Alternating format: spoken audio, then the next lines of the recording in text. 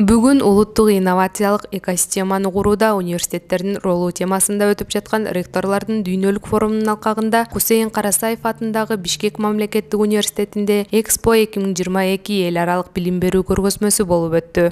Бишкектеги болуп аткан форумдун мааниси өтө зор деп айтышыбыз керек. Албетте бул ушундай жолугуулар ушундай чоң масштабта биринчи жолу болуп атат да. Булардын максаты эмне? Максаты албетте бири-бирибиз менен байланыштарды түзүп,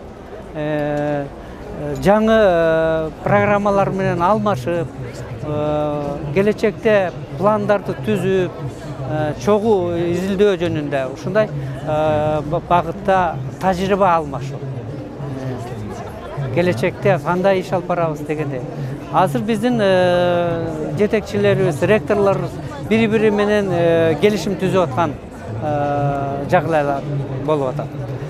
Алар албетте биздин рекламдык проспекттерди алып, өзүнүн өлкөсүнө барып, өздөрү менен кеңешип, анан тыкыр мамилелерге өтөт болушубуз керек. Азыр жогорку деңгээлде болсо, андан кийинки уже факультет, кафедра деңгээлине чейин өркөндөтүлөт да.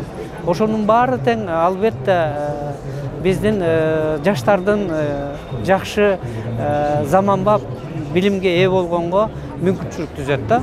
Бул иш-чарага дүйнөнүн 60тан ашык өлкөлөрүнөн жогорку окуу жайларынын 100гө жакын ректорлору, дүйнөгө белгилүү окумуштуулар, чыгармачыл интеллигенция, эл аралык билим берүү уюмдары келди.